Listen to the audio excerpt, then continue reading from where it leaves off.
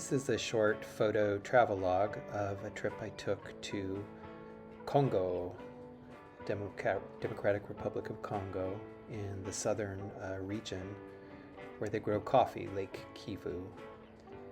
So this is called South Kivu, and North Kivu is actually a main place we buy coffee. That's the red highlight area, focused on the town of Goma near the Rwanda border. But this trip was to Bukavu, which is all the way in the south, and the kind of orange colored area on my map where they grow coffee. So I visited the project of the Eastern Congo Coffee Initiative, and this is sort of the problem. At the top there you see good parchment coffee, and this is on the bottom home processed coffee, low quality coffee. So a station like this, and this is called CPCK in Mabungu area outside of Kabare. They're trying to improve the quality, so they have a Panagos pulper machine, and they're sorting coffee in the shade, and they're getting a much higher quality coffee at this station, and this is all funded through the Eastern Congo Initiative. So as you can see, this isn't perfect parchment coffee. Parchment coffee being that which is not yet hulled or fully dried out of, in this case. But I really enjoyed visiting Congo. There's a lot of life and vibrancy. We were in the town of Bukavu in the south, as I said, and at the time it's filled with UN vehicles and different NGOs working there. But as you can see, that doesn't stop the commercial savviness and flair of the Congolese people.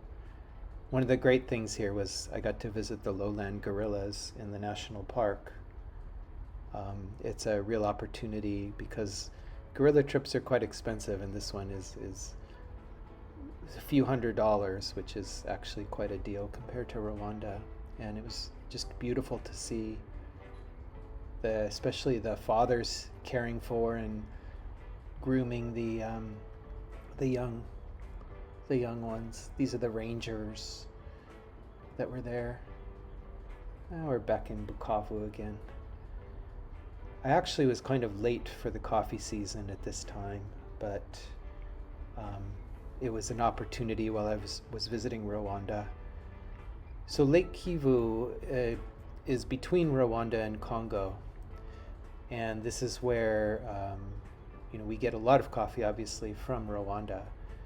But Congo coffee was traditionally smuggled across because the price was so low. The market was so unstable. And in fact, the lake is quite dangerous. It's a high degree of dissolved carbon dioxide in the lake and methane. And it's in danger of a kind of extinction event at some point. It's called a limnic eruption is possible in Lake Kivu. And it also has sudden storms, so many times farmers who travel across are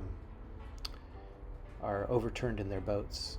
In fact, that was what this farmer here, his name was Emile Batera in the green coat, was telling us about how terrible the local market is for them. But he was producing this very nice coffee, and he knows many men who had died crossing the lake trying to sell coffee in the Rwanda side, kind of a black market smuggling, but just trying to make a living. So they were demonstrating pulping for us here. And this is in Kohunga town. I was actually loaning my glasses out to the kids who wanted to get their picture taken.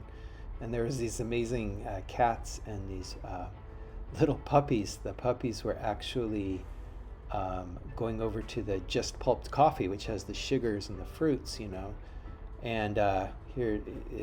licking the coffee beans, which I'd never seen before, but I guess they needed the sugar for sure.